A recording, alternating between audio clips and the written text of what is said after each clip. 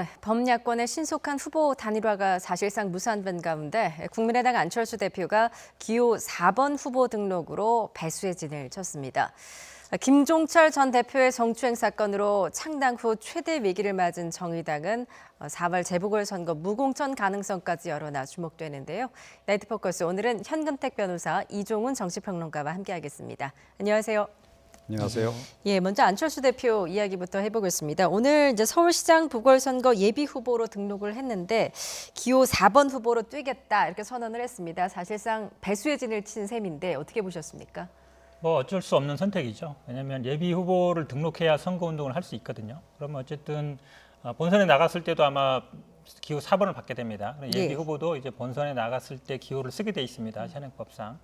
그러면 후보 만약에 등록을 안 했을 때는 선거운동을 못 하는 거거든요. 지금 국민의힘 쪽에서는 경선 과정을 하고 있기 때문에 선거운동을 안 하더라도 국민들이 다 이제 선거운동 하는 걸로 알고 있어요. 근데 혼자 나왔잖아요. 예. 혼자 있는 상태에서는 뭐 경선 과정이 없기 때문에 어쨌든 뭔가 다니면서 뭐 명함도 뿌리고 사무실도 열고 이렇게 하려면 후보 등록 안 할 수가 없죠. 근데 물론 뭐 나중에 단일화는 어떻게 될지 모르겠지만 보통 예비 후보 등록한 게 쭉 가거든요. 그런 경우가 많습니다. 그러면 아마 좀 코너에 몰려서 어쩔 수 없는 선택을 한 게 아닌가 이렇게 보고 싶습니다. 예, 뭐 사실상 진퇴양난에 처한 게 아닌가라는 분석이신데 어떻게 보셨습니까? 예, 그러니까 뭐 최악의 경우에는 단일화가 없을 수도 있는 그런 그 상황이에요. 그러면 끝까지 이제 완주를 해야 되는 거죠. 3자 구도에서.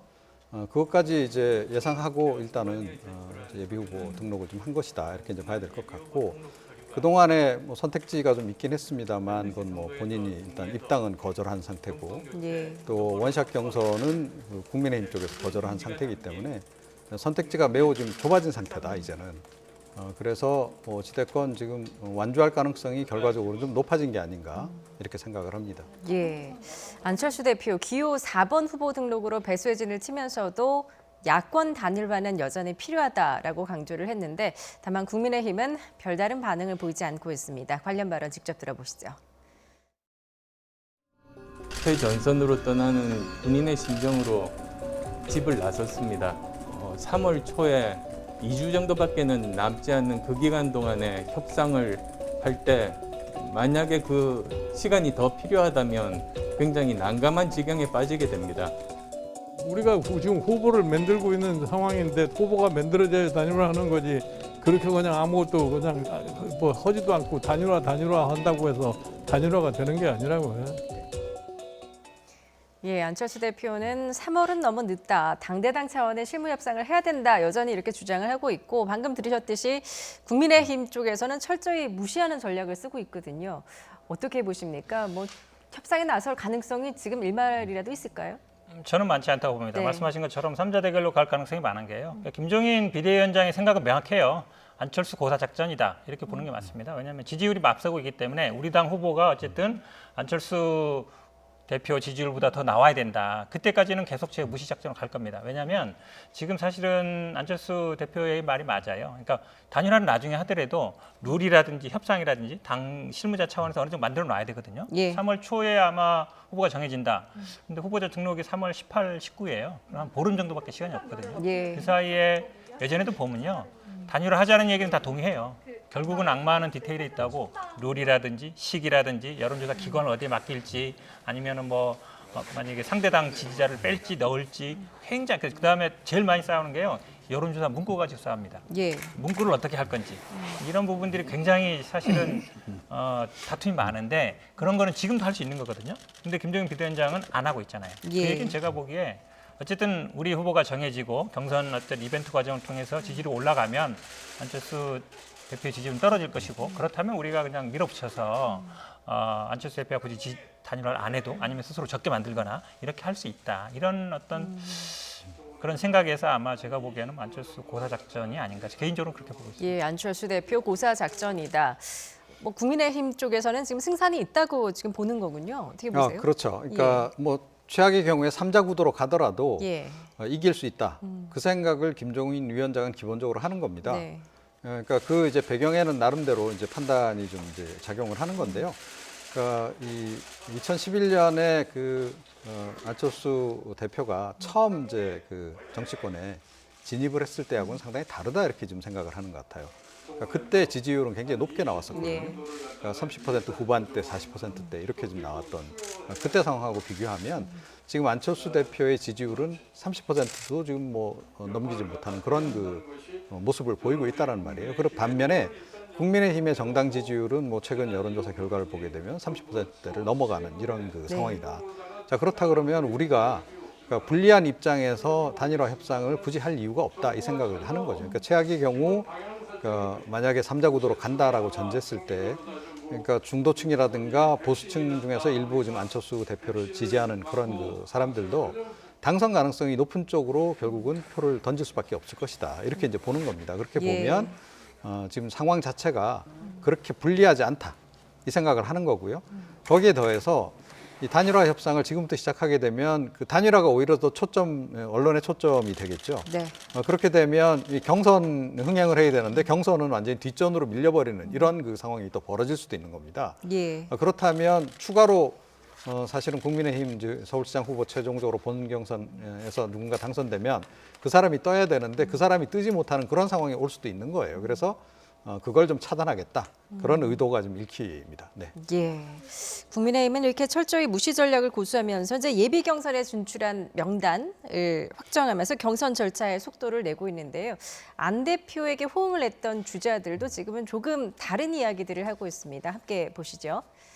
예, 오세훈 전 서울시장 같은 경우에는 이제 경선이 3월 초면 마무리되는 만큼 좀 기다려주자라는 게 정치적 도의다라고 이야기를 했고, 나경원 전 의원 같은 경우는 조금 더 구체적인 해법들을 말씀하실 때가 되지 않았나라고 또 말을 했습니다. 어떤 뜻이라고 좀 봐야 될까요? 일단 오세훈 전 시장 같은 경우는요. 지난번에 조건부 출마 선언으로 굉장히 손해를 봤다는 아마 생각을 할 거예요. 예. 안철수 대표가 뭐 안 나오면 뭐 단일화가 한다 그러면 뭐 나가겠다 이렇게 해가지고 이게 무슨 출마 선언이냐 당 내부에서 비판이 많았을 것 같거든요. 예. 그러니까 아마 제가 보기에 조금 이제는 선을 긋는 것 같고 예. 지금 보면 아마 나경원 전 의원 얘기가 조금 더 진전된 그러니까 단일화에 대해서는 조금 더 지금부터 얘기해야 되는 거 아니냐. 예. 그러니까 안철수 대표 얘기가 조금 일리가 있어 보인다 이런 뉘앙스거든요. 약간 구체적인 얘기를 해야 된다는 얘기라서 그 좀 자유로운 편이에요. 오세훈 전 시장보다는 그런 면에서 보면은 나경원 의원은 좀 편한 입장이고 단일화에 대해서 아마 오세훈 전 시장은 아마 단일화에 대해서는 얘기를 좀 꺼내기 힘들 거다 앞으로도 개인적으로는 좀 그렇게 보고 있습니다. 그렇군요. 조금 전에 3자 구도로 가더라도 좀 승산이 있다라고 이제 국민의힘 쪽에서는 보고 있다라고 말씀을 하셨는데 아무래도 3자 구도가 되면 그래도 표가 좀 분산되지 않겠습니까? 그렇죠. 예. 이제 그 부담감은 이제 계속 안고 가는 예. 겁니다. 이제 안고 가는 거고. 그런데 이제 어찌됐건 그 서울시장 후보군의 이제 지지율이라고 하는 것은 계속 앞으로도 지금 이제 변화할 가능성이 굉장히 높은 겁니다. 그러니까 이제 뭐 국민의힘 예비 경선 치를 때 하고 또 본 경선 치를 때가 다르고 최종적으로 후보가 결정됐을 때 또 다르다. 그런데 전반적인 어떤 그동안의 이제 어떤 여론의 흐름을 보게 되면 그러니까 국민의힘은 기본적으로 이제 조직표가 좀 있는 거 아니겠습니까? 그래서 네. 그 조직표에 좀 많이 따라가는 그런 경향성을 좀 보인다는 거예요. 그래서 네. 기본적으로 그 보수 지지층들은 국민의힘 후보를 좀 지지를 하는 쪽으로 이렇게 이제 간다는 거고, 그리고 조금 전에 말씀드렸듯이 최종적으로 안철수가 나을까 아니면 국민의힘 후보가 나을까 뭐 이런 고민을 이제 하는 중도층이나 또 보수 지지층 일부 지지층 같은 경우에도 그들 국면에 가서는 누가 과연 당선될 가능성이 높을까 이 부분을 생각을 한다는 거죠. 예. 네, 그랬을 때는 역시 이제 좀 그래도 지지율이 높고 조금 더 당선 가능성이 높은 쪽으로 힘을 실어준다. 예, 그건 뭐 진보 지지층들도 마찬가지거든요. 그런 이제 표심의 어떤 그 성향이라든가 이런 걸 고려해 볼 때 국민의힘 쪽에서는 충분히 이길 수 있다라는 판단을 아직까지는 하고 있는 것으로 이렇게 보입니다. 예, 지금 국민의힘 같은 경우에는 이제 서울에서는 8명, 또 부산에서는 6명이 각각 예비 경선을 치르게 됐는데요. 본 경선에 이제 4명이 진출을 네. 하게 됩니다. 안철수 대표가 빠졌는데 과연 국민의힘이 당초 노리던 컨벤션 효과는 어느 정도 좀 누리게 될 거라고 보십니까? 일단 지금 예비 경선 통과한 분이 8분이잖아요. 예. 아마 나경원 전 의원이나 오세훈 전 시장은 통과할 걸로 보고요. 그 다음에 아마 지금 오신환 전 의원 같은 경우도 인지도도 있고 아마 뭐 통과될 걸로 보는데 그럼 나머지 한 자리를 누가 할 것이냐. 조은희 구청장이 될 수도 있고 아니면 뭐 지금 김근식 교수처럼 좀 인지도가 있을 수도 있는데 저는 뭐 조은희 구청장이 그래도 조금 유리하지 않은가. 예. 본인은 뭐 예선 가산점을 안 받겠다 그랬는데 뭐 당에서 어떤 경선을 할 때 내가 안 받겠다 해서 안 주고 받겠다 해서 받고 이런 건 아니거든요. 일적으로 예. 적용하는 거라. 또 아마 지난번에 뭐 재산세 논란 얘기하면서 뭐 시장 출마 의지가 있어서 개인적으로는 뭐 그렇게 4명이 통과하지 않을까라고 보는데요. 아마 지금 들어오는 거 보면 아마 미국에서처럼 스탠딩으로 해서 1대1 토론을 한다는 거잖아요. 네. 저는 뭐 괜찮은 시도인 것 같습니다. 왜냐하면 이 대선 토론회나 이런 거 보면 재미가 없어요. 기본적으로 이 문서 서류 보고 있고 쓰고 와서 있고 그다음에 뭐 모두 말도 다 쓰고 와서 하잖아요. 재미없거든요. 근데 미국 대선은 보시면 알겠지만 그냥 1대1로 서서 합니다. 상관이 질문하고 그리고 어찌 보면 치열하게 다투거든요. 그래야 재미있습니다. 예. 상대방에 대해서 얘기하는 거. 뭐 저는 아마 이번에 스탠딩 토론회 그러니까 없이, 한마디로 얘기하면 원고 없이 하는 거죠. 이게 어떻게 진행되는지 한번 볼 필요는 있는 것 같습니다. 예. 평론가님께서는 좀 어떤 인물에 좀 주목을 하고 계세요? 글쎄요, 뭐 지금 단계에서 뭐 누가 될 것 같다 이런 말씀은 예. 제가 좀 피하고 싶고요. 그런데 뭐 의외에 다크호스가 뜰 수도 있는 겁니다. 그동안 이제 우리가 뭐 대선 과정에서도 이제 많이 보고 이제 그랬습니다만 이제 토론하는 과정에서 의외의 그 토론 강자들이 또 나타나요. 네. 또 그 과정에서 또 뭐 그 눈에 띄는 어떤 정책 이슈 이런 게 좀 뜰 수도 있는 거고 그거로 해서 갑자기 이제 주목을 받게 되는 경우도 생길 수 있다라고 저는 생각을 하고 국민의힘 쪽에서는 나름 설계는 이렇게 한 것 같아요. 그러니까 남녀 대결 거기에 또 이제 신구 대결을 이제 합쳐서 지금 사실은 이제 정치 신인 같은 경우 가산점도 주잖아요. 여성도 가산점 주고. 그래서 이제 흥행을 할 수 있도록 지금 이제 환경을 지금 만들고는 있는데 과연 그대로 흘러갈지 이건 좀 지켜봐야 될 대목이 아닌가 이렇게 생각을 합니다. 예, 국민의힘 경선 과연 흥행을 할 수 있을지 좀 지켜보도록 하고요. 박영선 전 중소벤처기업부 장관 오늘 서울시장 보궐선거 출마를 공식 선언을 하면서 민주당의 경선 대진표도 확정이 됐습니다. 우상호 의원과의 3년 만에 리턴 매치인데요. 박영선 전 장관 그리고 우상호 의원의 발언 차례로 듣고 오시죠. 저희는 원래 누나 동생 하는 사이입니다. 그래서 누나 동생처럼 그렇게 서로 보듬어주고 어깨 동무하면서 그렇게 경선을 치렀으면 하는 그런 기대를 갖고 있습니다. 네. 경선을 할 때도 예. 막 상대방한테도 막 이렇게 말하자면 좀 밀어붙이기도 하고 이래야 되는 거 아니냐. 그게 약점이다 이제 이렇게 말씀하시는 분이 있는데 저는 좋은 사람이 시장이 돼야 되는 거 아닌가요? 예, 누나 동생 하는 사이다라면서 선의의 경쟁을 다짐하는 모습이 눈에 띄는데 어떻게 보셨습니까? 박영선 의원은 전 의원은 좀 여유가 있고 예. 우상호 의원이죠. 우상호 의원은 어찌 보면 좀 고민을 많이 할 거예요. 이 얘기 뭐냐면 인지도라든지 지지율이라든지 예선 뭐 두 분 비슷합니다. 사선했고 원내대표 했지만 그래도 인지도라든지 아마 예전에 선거 같이 붙었을 때도 보면 박영선 전 장관이 이기고 이랬거든요. 그러면 아마 우상호 의원이 고민이 많을 거예요. 주변의 참모들이 좀 세게 하세요. 좀 어쨌든 좀 세게 나가야 됩니다. 그래야 좀 이슈도 되고 인지도도 올라가고 지지도 올라갈 겁니다. 그 얘기 할 거예요. 그러니까 이 고민하는 거거든요. 예. 근데 아마 성격상 잘 못할 수도 있어요. 성격상 못할 수도 있어서 아마 이 고민은 아마 경선 내내 할 거다. 3월 초까지 돼 있는데 근데 뭐 저는 그래도 저희 예전에 이렇게 경험 보면요. 민주당 내에서 예전에는 경선하면 서로 뭐 고소고발도 하고 네거티브 많이 했는데 요즘은 그런 분위기는 아니거든요. 네. 그래서 아마 뭐 선의 경쟁을 할 가능성이 더 높다라고 보고 있습니다. 예. 자, 박영선 전 장관 오늘 저 파란색 외투를 입고 공식 출마 선언을 했는데 21분 컴팩트 도시로 대전환을 하겠다라면서 오늘 서울시장 공식 선언을 했습니다. 어떻게 보셨습니까? 출마 선언. 그러니까 이제 나는 준비된 서울시장입니다. 이제 예. 그 얘기를 이제 하시는 거죠. 뭐 준비 안 한 채 그냥 덜렁 나오는 거에 비해서는 훨씬 뭐 좋은 모습이다 이렇게 좀 생각을 하고, 그러니까 이미 이제 여러 차례 서울시장에 이제 도전했던 바기 때문에 나름 이제 뭐 그 동안에 좀 쌓인 노하우도 좀 있는 거 아닌가 이런 생각이 좀 들어요. 그래서 그런 거를 최대 이제 강점으로 내세우면서 좀 열심히 이제 준비를 많이 했다라고 하는 점을 이제 많이 고소하는 쪽으로 가지 않을까. 그리고 지금 이번 그러니까 서울시장 보궐선거 같은 경우에 그러니까 원인 제공자가 사실은 민주당이잖아요. 그런데 민주당이 경선하는 과정에서 서로 굉장히 치열하게 싸운다 이런 모습을 보이면 국민들이 어떤 반응을 보이겠습니까? 그야말로 올표도 나간다. 예. 자, 그런 점도 좀 의식을 하는 것 같아요. 그래서 좀 톤을 낮추고 서로 정책 경쟁으로 가려고 하는 그런 그 경향성을 보이고 있는 건데 저는 이런 흐름 자체는 굉장히 긍정적이다 이렇게 생각을 하고 다만 좀 아쉬운 부분은 그러니까 국민의힘 같은 경우에는 남녀 대결 더하기 제가 신구 대결 구도를 이제 나름 이제 기획을 했다라고 말씀드렸는데 예. 그 부분이 조금 아쉬워요. 그래서 예를 들어서 뭐 이제 박주민 의원 같은 사람이 좀 이번에 도전을 했더라면 조금 더 좀 흥미를 유발할 수 있지 않았을까 예. 그런 아쉬움은 조금 남습니다. 네. 좀 흥행성 면에서는 좀 아쉽다라는 말씀이신데 어떻게 동의하십니까? 저도 어느 정도 동감합니다. 네. 사실은 지금 뭐 민주당도 예전에 다 나왔던 분이지만요. 야당도 마찬가지예요. 지금 어찌 보면 앞서가는 두 분이 예전에 다 시장에 있던 분 아니면 예. 선거에 나왔던 분이거든요. 어찌 보면 이제 뭐 코로나 시대다 보니까 어찌 보면 신인 후보가 좀 진출하기 어려운 면도 있는데 10년 전 모습하고 그대로 가는 게 예. 사실은 시대는 바뀌는 것 같은데 정치는 그대로 있는 거 아닌가 이런 얘기 많은데 저도 그 부분은 좀 어느 정도 동의하는데 또 어쩔 수 없는 면도 있는 것 같습니다. 그러니까 특히 아마 지금 여당 입장에서는 쉽지 않다는 선거거든요. 여론조사도 좀 밀리고 있고 그러면 사실은 신인 정치인이나 좀 젊은 사람들이 나오긴 또 어려워요. 이런 부분도 좀 있긴 있는 것 같습니다. 예. 오늘 이제 우상호 의원은 뭐 어떤 이야기를 했는지 좀 볼까요? 박영선 전 장관의 출마 선언일에 공식 일정을 잡지 않았는데 우상호 의원 박영선 후보의 출마 선언을 축하하면서 오늘은 박 후보의 날이기 때문에 공개 일정을 잡지 않겠다. 선의의 아름다운 경쟁으로 당을 살리고 승리의 발판을 함께 만들어가자.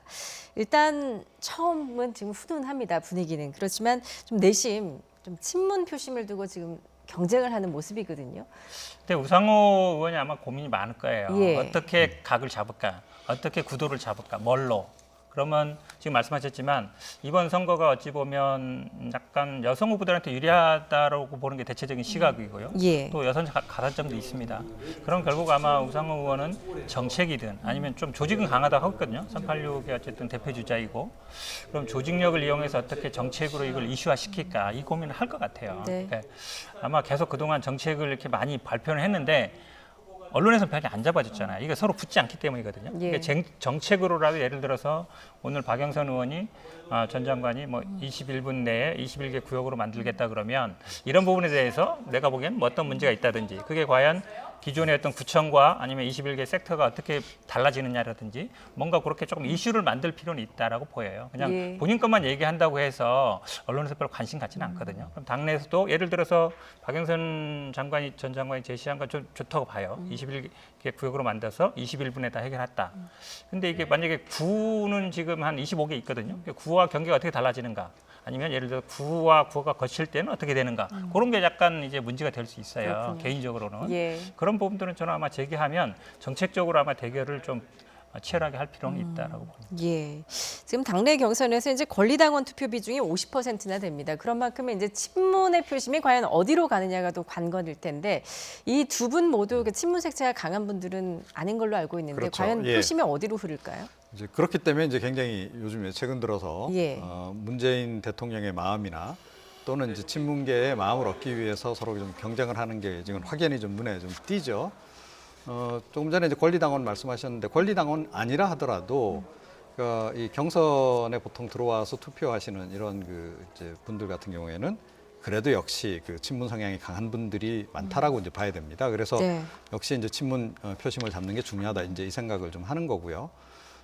그런데 이제 그것만으로는 부족한 거죠. 거기에 더해서 어찌됐건 이제 박원순 전 시장을 능가할 만한 정책적인 그런 이슈들 그런 것들을 좀 내놔야 될 이제 그런 필요성이 있는 겁니다. 그러니까 박원순 전 시장이 뭐 성추행 의혹으로 해서 이제 그런 불미스러운 사건이 있긴 했습니다만 그럼에도 불구하고 상당히 디테일에 강하다.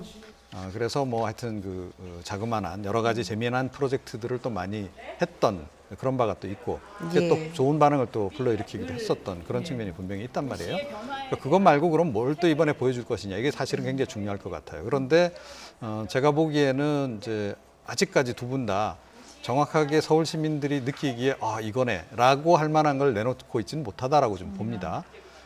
제가 보기엔 뭐 우상호 이제 의원 같은 경우에도 준비는 하고 있을 거다라고 생각이 들고 아직까지는 좀 때가 아니다 이 생각을 좀 한 것 같고 본격적으로 아마 이제부터 이슈 제기에 좀 나서지 않을까 이렇게 예상이 되긴 합니다. 예. 자, 정의당 같은 경우에는 이제 김종철 전 대표 성추행으로 직위 해제되면서 사실 창당 이후 최악의 위기 상황을 맞게 됐는데 지금 오늘 4월 재보궐 후보를 공천하지 않는 방안도 검토를 하고 있다. 그러니까 쇄신 방안으로 내놨습니다. 좀 수습이 될 거라고 보십니까? 어떻게 해야 될까요? 뭐 아마 그동안 이제 정의당이 민주당이 후보 내는 것에 대해서 굉장히 비판해 왔잖아요. 예. 그러다 보니까 이제 후보 내기는 어려울 것 같은데 그게 그런데 꼭 민주당한테 유리하느냐 그렇지는 않은 것 같아요. 네. 왜냐하면 물론 이게 끝난 건 아닙니다만 이 이슈가 어느 정도 이제 인권위 발표라든지 뭐 경찰 발표라든지 이러면서 어느 정도 이제 마무리가 돼 가면서 사실은 모든 후보들이 최대의 관심은 부동산이다. 그러면서 이제 부동산 정책을 어떻게 낼 것인가, 공급 정책 어떻게 낼 것인가, 거기다 고민했거든요. 예. 약간 어찌 보면 과거의 이슈였는데 김종철 전 대표의 이걸로 이제 선거 이슈가 된단 말이죠. 이게 사건이 이슈가 됐을 때 그러면 만약에 정의당이 후보를 안 냈을 때 그게 다 또 민주당이 오느냐 그렇지는 않아요. 왜냐하면 보궐선거라는 게 아시겠지만 투표율이 뭐 40~50% 정도밖에 안 되거든요. 그리고 열렬적으로 지지하지 않으면 또 투표장에 안 가는 경우가 많습니다. 예. 그렇게 본다 그러면 이거 자체 이슈가 되는 거가 제가 보기엔 민주당으로서는 좀 불리하다라고 보고요. 지금 그렇지 않아도 야당이 계속 문제를 삼고 있잖아요. 예. 후보 내는 것 자체에서. 그 전에 또 삼아 왔는데 새롭게 이슈가 되는 면에서는 민주당한테 썩 좋은 이슈는 아니다라고. 예.